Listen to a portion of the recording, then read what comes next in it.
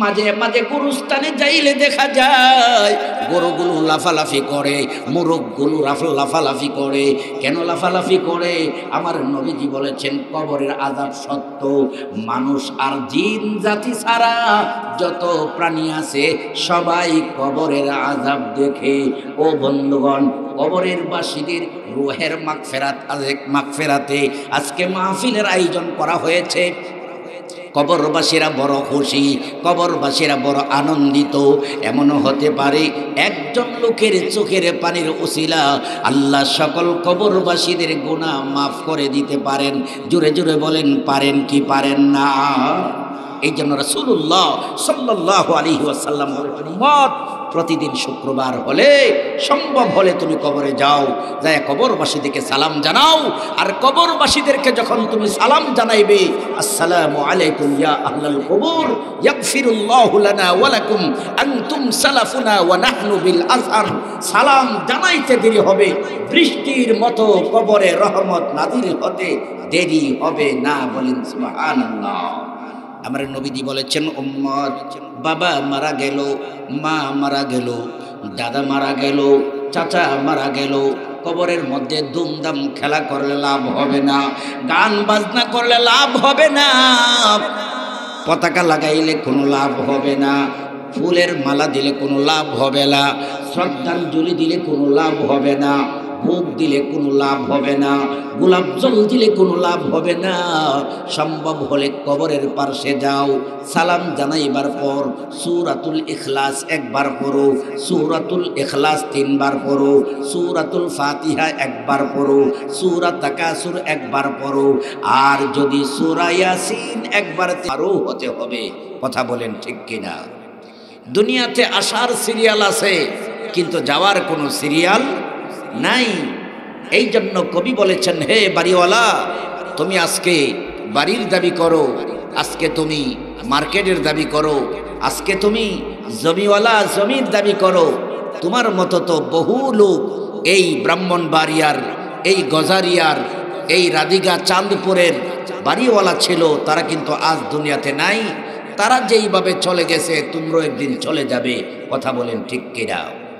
এই জন্য কবি বলেনি, তোমার আগে এই বাড়িতে বাস করেছেন অনেক জন, তোমার আগে এই বাড়িতে বাস করেছেন অনেক জন, তারাও গেছে তুমিও যাবে, থাকবে না কেউ বেশিক্ষণ, তারাও গেছে তুমিও যাবে, থাকবে না কেউ বেশিক্ষণ। আওয়াজ করে বলেন ঠিক কিনা? আমার বন্ধুগণ, আমরা যখন কবরের পাশে যাই, মা বাবার কবরের পাশে যায় সালাম জানাই, আসসালামু আলাইকুম ইয়া আহলাল কবুর ইয়াগফিরুল্লাহু লানা ওয়া লাকুম আনতুম সালাফুনা ওয়া নাহনু বিল আসার। কবরের পাশে যায় সালাম জানাই, হে কবরবাসীগণ, আল্লাহর পক্ষ থেকে তোমাদের উপর শান্তি বর্ষিত হোক।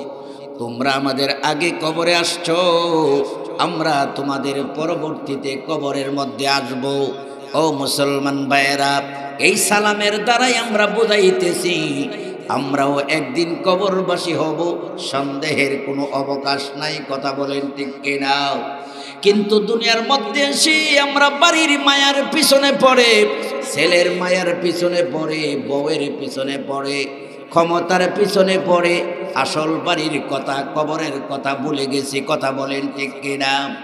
আমার বন্ধুগণ, বিদেশি বিরাজ্যে যারা থাকে, হাজার হাজার লক্ষ লক্ষ টাকা রুজি করে, এরপরে যখন রাত্রে ঘুমাইতে যায়, ঘুমের গড়ে রুমের মধ্যে যায়া যখন বালিশের মধ্যে মাথাটা রাখে, তখন যখন বাড়ির কথা মনে হয়, বিবি বাচ্চার কথা মনে হয়, বাপ চাচার কথা মনে হয়, দেশের মাটির কথা মনে হয়, চোখের পানি দ্বারা বালিশ ভিজে, আর মনে মনে গনে কয়দিন হইল বাড়ি থেকে আসলাম, 1 বছর পরে পরে বাড়িতে যাওয়ার কথা, 6 মাস হয়ে গেল, আবার 6 মাস কখন পূর্ণ হবে? প্রত্যেকটা দিন আঙ্গুলে ফালাইয়া ফালাইয়া গড়ে। মোট কথা হলো, প্রবাসে যতই আরামে থাকুক না কেন, যত বেশি টাকা রুজি করুক না কেন, কিন্তু দেশের বাড়ির কথা যখন মনে হয় বুক ফেটে কান্না বের হয়। দেশের বাড়ির কথা মনে হলে অশান্তি আর অশান্তি লাগে। কিন্তু দুঃখের বিষয় হলো, দুনিয়ার দেশের মাটির কথা মনে হলে চোখের পানি ফালাইতে পারি, কিন্তু আপনার আমার আসল বাড়ি কবর, ওই কবরের কথা মনে করে আমাদের চোখের পানি বের হয় না। কথা বলেন ঠিক কিনা? এই জন্য কবি বলেন, শরত ছিল জিনিস কিনে সন্ধ্যার আগে ফিরবো বাই। শরত ছিল জিনিস কিনে সন্ধ্যার আগে ফিরবো বাই। হেলাই হেলাই দিন গেল মোর বাড়ির কথা মনে নাই। বাবের ঘাটে দোকান দিয়ে হইল না মোর কোনো ফল। বাবের ঘাটে দোকান দিয়ে হইল না মোর কোনো ফল। লাভে মূলে সব হেরেছি, জরছে এখন চোখের জল। 2000 টাকা নিয়ে চাঁদপুর বাজারে যদি যান, রাধিকা বাজারে যদি যান, বাজারে বেশিক্ষণ সময় থাকতে চান না, তাড়াতাড়ি করে মাছ তরকারি কিনে বাড়িতে চলে আসার জন্য চেষ্টা করেন। কেন?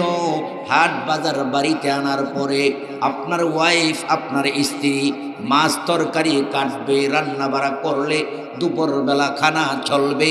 এই জন্য বাজারে যাওয়ার পরেও বাড়ির কথা বলেন না, বিদেশে যাওয়ার পরেও বাড়ির কথা বলেন না, মাঠে যাওয়ার পরেও বাড়ির কথা বলেন না, কক্সবাজার আর ওই দূর দূরান্তে চাকরি করার পরেও দেশের মাটি ব্রাহ্মণবাড়িয়ার কথা বলেন না। কিন্তু আপনার আমার বাড়ির কাছে কবর, ওই কবরের কথা আমরা ভুলে গেছি। কথা বলেন ঠিক কিনা? কিন্তু আল্লাহর নবীর সাহাবী ছিলেন হযরত উসমান গনি রাদিয়াল্লাহু তাআলা আনহু। কবরের পার্শ্ব দিয়া যখন যাইতেন, চোখের পানি দ্বারা বুক ভেসে যাইত, দাড়ি মোবারক ভিজে যাইত। সাহাবায়ে কেরাম বলতেন, ওগো আমিরুল মুমিনিন, জান্নাত জাহান্নামের কথা স্মরণ হলেও আপনি এত কান্না করেন না, কিন্তু কবরের পার্শ্ব দিয়ে আসলে এত কান্না করেন কেন? রব্বুল আলামিন আপনাকে জান্নাতের সংবাদ দিয়েছেন, আপনার তো চিন্তার কোনো কারণ নেই, এরপরে এত কেন কান্না করেন? আমিরুল মুমিনিন বলতেন, ও সাহাবায়ে কেরাম শোনো, আমার মায়ার নবী, দ্বীনের নবী, রাহমাতুল লিল আলামিন বলেছেন, আল কবরু রাউযাতুম মিন রিয়াজিল জান্নাহ আও হুফরাতুম মিন হুফারিন নার আউয়ালু মানজিলাতিন বাদাল মাউতিল কবর। কবরের পরে প্রথম ঘাঁটি হলো পরকারের কবর। কবর থেকে যারা মুক্তি পাবে, সামনের ঘাঁটিগুলো থেকেও তারা মুক্তি পাইবে। যারা কবরের মধ্যে আটক হয়ে যাবে, সামনের ঘাঁটিগুলোতেও সে আটক হয়ে যাবে। হে সাহাবী শোনো, আমার ভয় লাগে। আমার নবীজি বলেছেন, কারো জন্য কবর হবে একটা জান্নাতের একটা বাগান, আর কারো জন্য জাহান্নামের একটা গর্ত। না জানি আমি উসমানের কবরটা জাহান্নামের গাড়া হয়ে যাই, গর্ত হয়ে যায়। এই জন্য কবরের পাশে আসলে আমার চোখের পানি রাখতে পারি না। জুড়ে জুড়ে বলেন সুবহানাল্লাহ। আমার বন্ধু বাড়ির কাছে কবর, কয়দিন আমি চোখের পানি ফালাইলাম, এমন নির্বোধ বোকা হইলাম। আমার গরু কবরে যায় ঘুরে, আমার ছাগল কবরে যায় ঘুরে, আমার মোরগ কবরে যায় ঘুরে। যেই কবরে মা শুয়ে আছে, বাবা শুয়ে আছে, আমার চক্ষু দিয়া পানি বের হয় না। মাঝে মাঝে গুরুস্থানে যাইলে দেখা যায় গরুগুলো লাফালাফি করে, মোরগগুলো লাফালাফি করে। কেন লাফালাফি করে? আমার নবীজি বলেছেন, কবরের আযাব সত্য। মানুষ আর জিন জাতি ছাড়া যত প্রাণী আছে সবাই কবরের আযাব দেখে। ও বন্ধুগণ, কবরের বাসীদের রূহের মাগফিরাতে আজকে মাহফিলের আয়োজন করা হয়েছে। কবরবাসীরা বড় খুশি, কবরবাসীরা বড় আনন্দিত। এমনও হতে পারে একজন লোকের চোখের পানির উসিলা আল্লাহ সকল কবরবাসীদের গুনাহ মাফ করে দিতে পারেন। জোরে জোরে বলেন, পারেন কি পারেন না? এই জন্য রাসূলুল্লাহ সাল্লাল্লাহু আলাইহি ওয়াসাল্লাম বলেছেন, উম্মত প্রতিদিন শুক্রবার হলে সম্ভব হলে তুমি কবরে যাও, যায় কবরবাসীদেরকে সালাম জানাও। আর কবরবাসীদেরকে যখন তুমি সালাম জানাইবে, আসসালামু আলাইকুম ইয়া আহলাল কবর ইয়াগফিরুল্লাহু লানা ওয়া লাকুম আনতুম সালাফুনা ওয়া নাহনু বিল আযহার, সালাম জানাইতে দেরি হবে, বৃষ্টির মতো কবরে রহমত নাযিল হতে দেরি হবে না। বলেন সুবহানাল্লাহ। আমার নবীজি বলেছেন, উম্মত, বাবা মারা গেল, মা মারা গেল, দাদা মারা গেল, চাচা মারা গেল, কবরের মধ্যে দুমদাম খেলা করলে লাভ হবে না, গান বাজনা করলে লাভ হবে না, পতাকা লাগাইলে কোনো লাভ হবে না, ফুলের মালা দিলে কোনো লাভ হবে না, শ্রদ্ধাঞ্জলি দিলে কোনো লাভ হবে না, ভোগ দিলে কোনো লাভ হবে না, গোলাপ জল দিলে কোনো লাভ হবে না।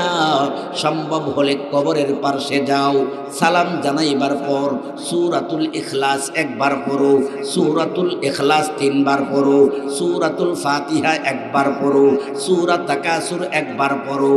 আর যদি সূরা ইয়াসিন একবার তিলাওয়াত করতে পারো, সূরা ইয়াসিনে যতগুলো অক্ষর আছে সম পরিমাণ কবরবাসীর গুনাহগুলোকে আল্লাহ তাআলা মাফ করে দিবেন। সুবহানাল্লাহ। কিন্তু মুসলমানের মধ্যে এমন কিছু নির্বোধ মুসলমান আছে, কবরের সামনে গান বাজনা করে, ঢোল বাজনা বাজায়, নাচানাচি করে, আবার বাবাও খায়, দাদাও খায়। এই সমস্ত মানুষের মতন বোকা মানুষ আর দুনিয়াতে কেউ হতে পারে না। কথা বলেন ঠিক কিনা? এমন নাফরমান মানুষও আছে। গত কয়েকদিন আগে, এই মনে হয় গত পরশু দিনে মনে হয়, ওই নবীনগর এক মাজার, গনিশার মাজার, যেখানে হাজার হাজার মানুষের লুকে লুকারণ্য, সেখানের মধ্যে শত শত যুবকরা গাঁজা নিয়ে টানাটানি করতেছে। এই পুলিশ বাহিনীরা তাদেরকে লাঠি সুটা দিয়া ভাইরা দৌড়াইতেছে, আর গাঁজাখুররা পলায়ন করতেছে। আমার মুসলমান ভাইয়েরা, যাদের জ্ঞান আছে তারা কোনোদিন কবরের পাশে যাইয়া গাঁজা টানতে পারে না। কথা বলেন ঠিক কিনা?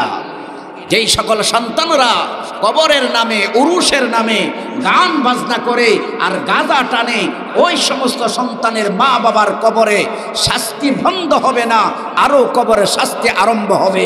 আওয়াজ করে বলেন ঠিক কি ঠিক না?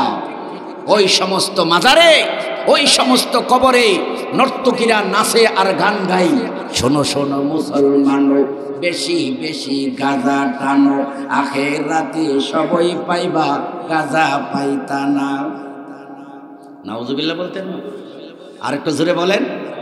শোনো শোনো মুসলমান, বেশি বেশি গাঁজা টানো, আখেরাতে সবই পাইবা, গাঁজা পাইতা না। জোরে জোরে বলেন নাউজুবিল্লাহ। আজরাইল যেদিন ধরা দিবে, গাজার কলকি হাতে থাকবে, প্রাণ পাখি উড়ে যাবে, কলকি ছাড়তাম না রে বাবা, কলকি ছাড়তাম না। জোরে জোরে বলেন নাউজুবিল্লাহ। যেই সমস্ত মানুষেরা এই কবরবাসীকে উসিলা করে, গান বাজনার ব্যবস্থা করে, নাচ গানের ব্যবস্থা করে, গাঁজা খাওয়ার ব্যবস্থা করে, ওই সমস্ত কবরবাসীদের কবরে আল্লাহর পক্ষ থেকে ডাইরেক্ট গজব নাজিল হবে। আওয়াজ করে বলেন ঠিক কি ঠিক না? আমাদের উস্তাদুল মুহতারাম, ব্রাহ্মণবাড়িয়ার দক্ষিণ অঞ্চলের গৌরব, আল্লামা পীর কামেল মুজাহিদ মিল্লাত রহমাতুল্লাহ সাহেব রহমাতুল্লাহ আলাই সারাটা জীবন এই গাঁজাখুরদের বিরুদ্ধে কথা বলেছিলেন। সৎ কাজের আদেশ আর অসৎ কাজের নিষেধ করার জন্য আপ্রাণ চেষ্টা করেছিলেন। আওয়াজ করে বলেন ঠিক কি ঠিক না? সেই ইতিহাস ভুলে যাইলে হবে না। ভবিষ্যৎ প্রজন্ম, যুবক ভাইয়েরা যারা আছো, এই অঙ্গীকারবদ্ধ হতে হবে। আমাদের প্রাণ প্রিয় সম্মানিত, আমাদের এই যে আমাদের আজকের মাহফিলের সভাপতি সাহেব রয়েছেন আল্লামা লুৎফুর রহমান সাহেব, এমন আলেম উলামাদের সাথে একমত পোষণ করে আমরা সব সময় অনৈসলামিক কার্যকলাপ যাতে আমাদের এলাকা না হয়, যেই অনৈসলামিক কার্যকলাপের কারণে আমাদের কবরস্থানে আযাব হবে, শাস্তি হবে, কবরবাসীদের কবরের মধ্যে আযাব হবে, এই ধরনের কাজ যেন না হয়। আমরা সবাই যুবকরা সোচ্চার থাকতে কারা কারা রাজি হাত উঠাই, নারায়ে তাকবীর, আরো জোরে নারায়ে তাকবীর। আমার মুসলমান ভাইরা, ধন্যবাদ জানাই এই এলাকার যুবকদেরকে। ছোট ছোট ছেলেরা বিগত বছরের মতো এবারও তাদের মুর্দাগানের কথা স্মরণ করে মাহফিলের আয়োজন করেছেন।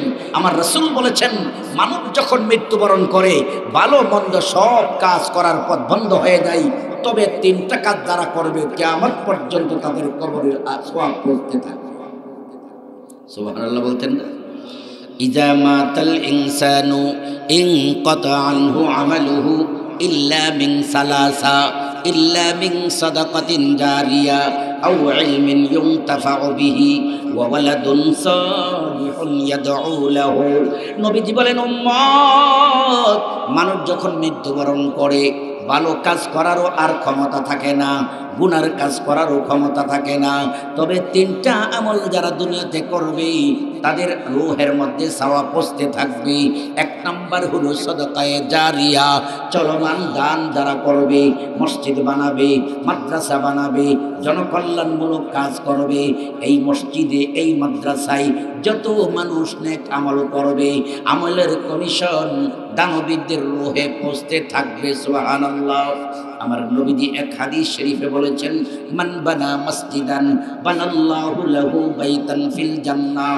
যারা দুনিয়াতে মসজিদ বানাবে, আমার আল্লাহ তাআলা তাদের জন্য জান্নাতে বাড়িঘর বানাইবেন। সুবহানাল্লাহ। মসজিদ বানাইলে যদি তাদের জন্য জান্নাতের বাড়িঘর বানানো হয়, আল মাদ্রাসাতু বাইতুন নবী, নবীর ঘর হলো মাদ্রাসা, যেখানে কোরআন শিক্ষা দেওয়া হয়, নামাজ শিক্ষা দেওয়া হয়, নামাজের মাসাইল শিক্ষা দেওয়া হয়। ওই মাদ্রাসাও যারা বানাবে, অবশ্যই আমার আল্লাহ তাদের জন্য জান্নাতের বাড়িঘর বানাইবেন। আলহামদুলিল্লাহ জোরে বলেন। আমার বন্ধুগণ, 2 নাম্বার হলো আও ইলমিন ইউনতাফাউ বিহি, এমন সৎ জ্ঞান যে অর্জন করে মানুষ তার দ্বারা উপকৃত হয়, নিজেও ভালো আমল শিখে অন্যদেরকেও শেখায়। ও মুসলমান, উস্তাদের এই নেক আমলের ফজিলত ছাত্ররা কিয়ামত পর্যন্ত যত নেক আমল করবে, আল্লাহু আকবার, আল্লাহু আকবার, উস্তাদগণের রূহে পৌঁছতে থাকবে। পৃথিবীতে যত ছাত্র আছে সবাই মোনাজাতের মধ্যে বলে, আল্লাহুম্মা গফির লানা ওয়া লিওয়ালিদাইনা ওয়া লিউস্তাযিনা। উস্তাদগণের জন্য দোয়া করে। আমার মুসলমান ভাইয়েরা, আমাদের উস্তাদুল মুহতারাম বড় হুজুর রাহমাতুল্লাহ আলাই, মুফতি আজম মুফতি নুরুল্লাহ রাহমাতুল্লাহ আলাই সহ হাজার হাজার আমাদের উস্তাদ রয়েছে, আমাদের ছাত্র রয়েছে। আমরা আমাদের উস্তাদগণের জন্য মোনাজাত করি, আমাদের ছাত্ররাও আমাদের জন্য দোয়া করে। আওয়াজ করে বলেন ঠিক কিনা? আমার বন্ধুগণ, 3 নাম্বার হলো এমন সন্তান, যেই সন্তান মা বাবার জন্য দোয়া করে। আজকের এই এলাকার যুবকেরা, এই এলাকার শিশু এবং কিশোরেরা মা বাবার জন্য, দাদা দাদির জন্য দোয়ার ব্যবস্থা করেছেন। আমার বন্ধুগণ, কিতাবের মধ্যে অসংখ্য ঘটনা রয়েছে, বেশি নয়, শুধু বিসমিল্লাহ তেলাওয়াত করার কারণে তার বাবার কবরের আযাব আল্লাহ বন্ধ করে দিয়েছেন। সুবহানাল্লাহ জোরে বলেন। কিতাবের মধ্যে একটা ঘটনা আসছে, এক লোক মরণের আগে তার বিবিকে বলে গেল, বিবি গো, আমি আর বেশি দিন বাঁচব না। হে বিবি, দুনিয়াতে যত অন্যায় করেছি গো বিবি, নামাজ পড়ি নাই, রোজাও রাখতে পারি নাই, পর্দাও মানতে পারি নাই, হালাল হারাম বেঁচে চলতে পারি নাই। বিবি গো, কবরে আযাব সত্য, কবরে আর আযাব বড় কঠিন, সহ্য করতে পারবো না।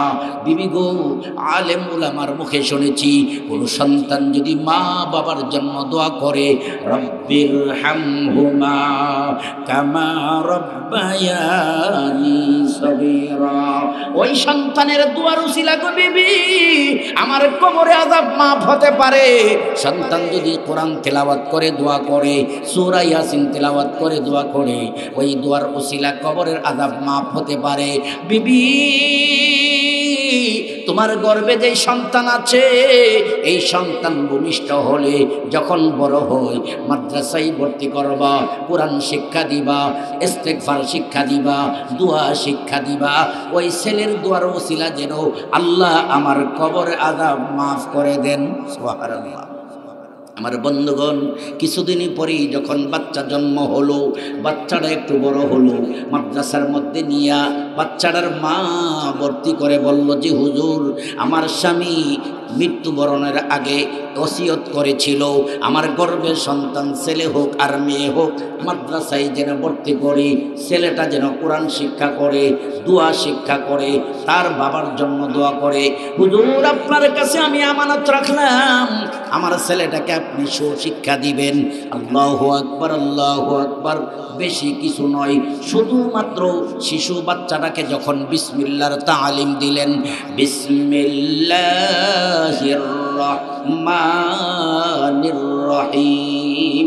বিসমিল্লাহর মধ্যে আমার আল্লাহর নাম আছে 3টা। জোরে বলেন কয়টা? 1 নাম্বার হলো আল্লাহ, 2 নাম্বার হলো আর রহমান, 3 নাম্বার হলো আর রহিম। আল্লাহু আকবার, আল্লাহু আকবার। বিসমিল্লাহর অসংখ্য ফজিলত রয়েছে, তন্মধ্যে একটা ফজিলত হলো যারা বিসমিল্লাহ তিলাওয়াত করবে আমার আল্লাহ তার আমলনামায় 190টা নেকি লিখে দিবেন। সুবহানাল্লাহ। 2 নাম্বার হলো যেই মুসলমান প্রত্যেকটি ভালো কাজের আগে বিসমিল্লাহ তিলাওয়াত করে, খাইবার আগে বলে বিসমিল্লাহ, ঘুমাইবার আগে বলে বিসমিল্লাহ, ঘর থেকে বের হলে বলে বিসমিল্লাহ, প্রত্যেকটি ভালো কাজের আগে বিসমিল্লাহ পড়ে, জাহান্নামের বড় বড় ফেরেশতাদের সংখ্যা হলো 19 জন। বিসমিল্লাহর মধ্যে অক্ষরের সংখ্যা হলো 19টা। বড় বড় 19 জন ফেরেশতার হাত থেকে আমার আল্লাহ মুক্তির ব্যবস্থা করে দিবেন। বলেন সুবহানাল্লাহ।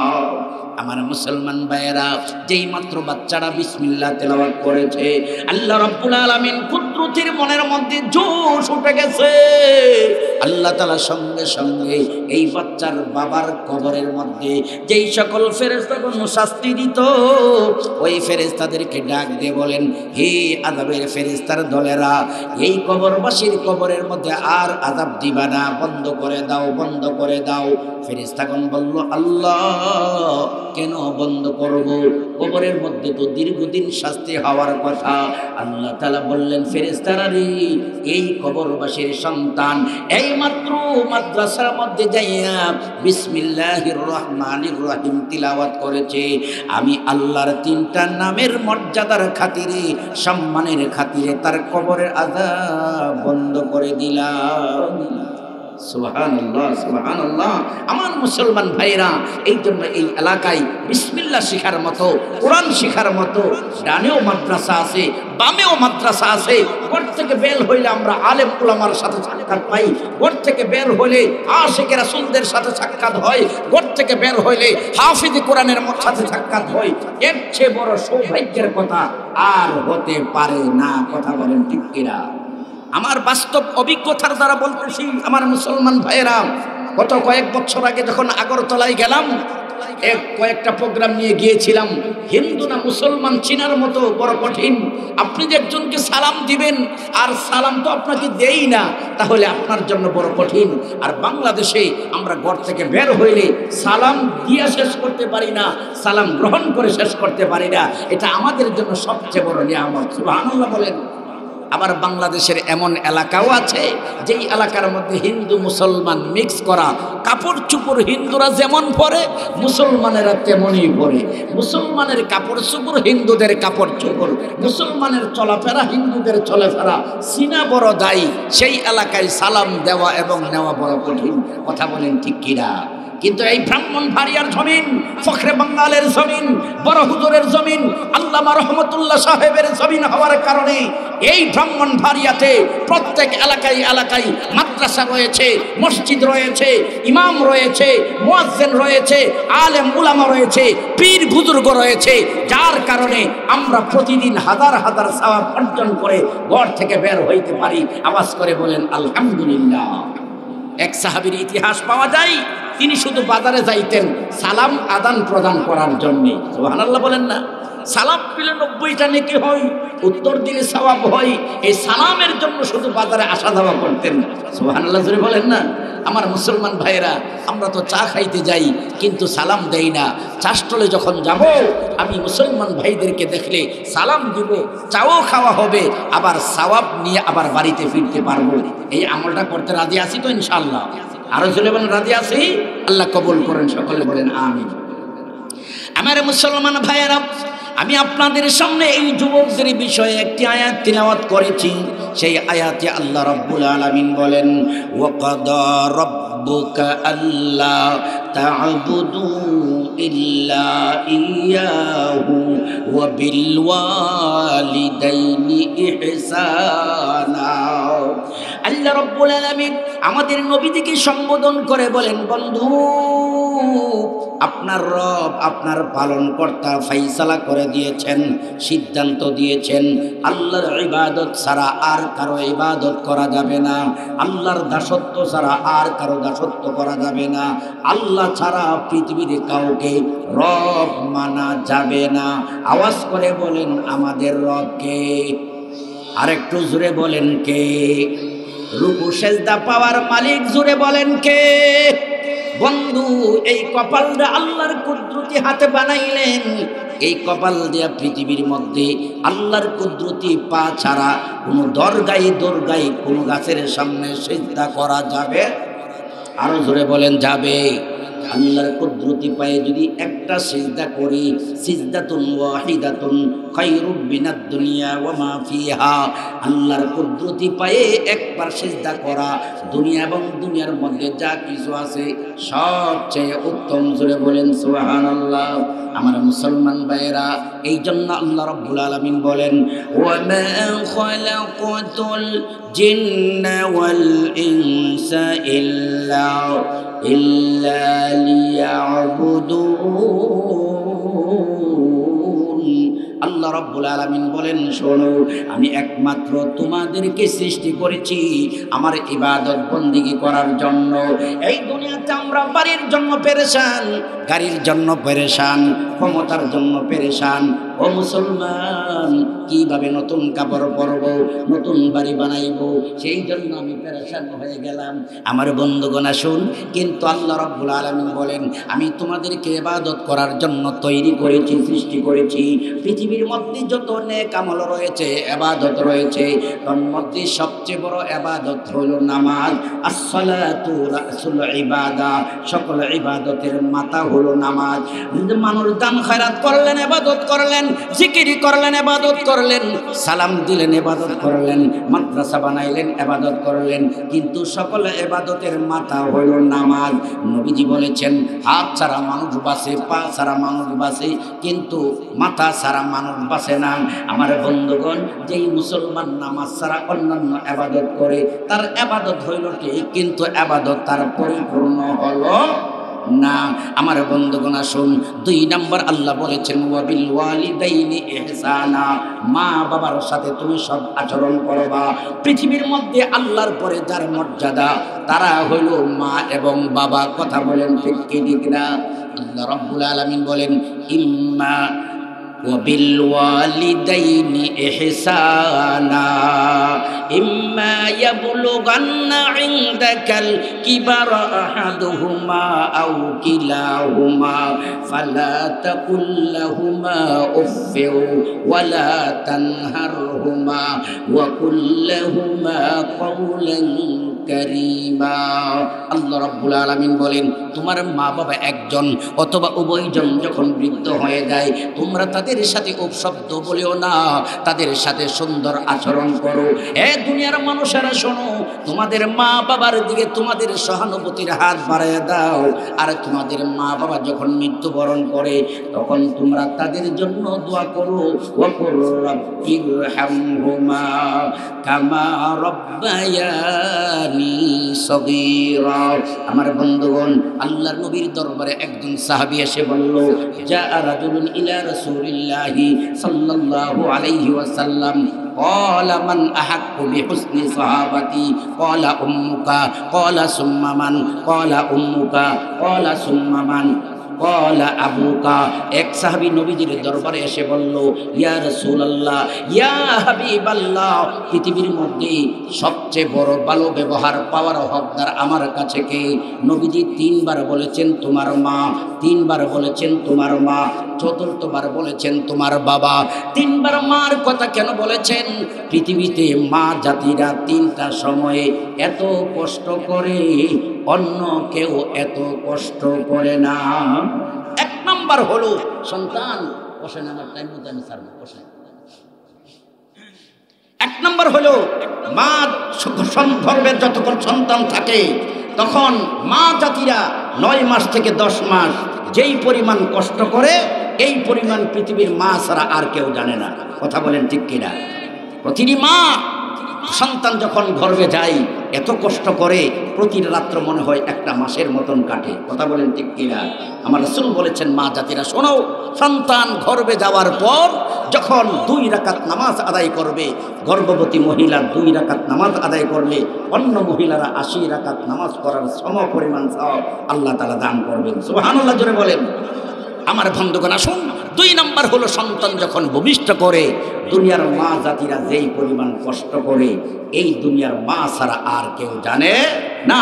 3 নাম্বার হলো 3 বছর থেকে 2.5 বছর পর্যন্ত মা জাতিরা বাচ্চাকে লালন পালন করতে যায়, নিজের হাতে পেশাব পায়খানা যেইভাবে পরিষ্কার করে কষ্ট করে দুনিয়ার মা জাতি ছাড়া আর কেউ, কথা বলেন, আর কেউ জানে না। এই জন্য 3 বার রাসূল বলেছেন তোমার মা। আজকে আমাদের মা আমাদের কাছে অবহেলিত।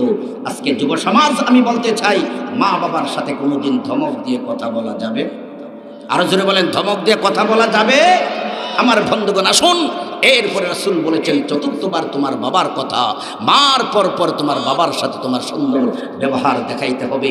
বছর একটাদের জন্য যথেষ্ট নয়, এমন সন্তান আজ দুনিয়াতে রয়েছে রাত্রের বেলা মাকে পিস্তল ধরে, বাবাকে পিস্তল ধরে 10,000 টাকা প্রতি রাত্রে না দিলে পিস্তল দিয়ে গুলি করবে।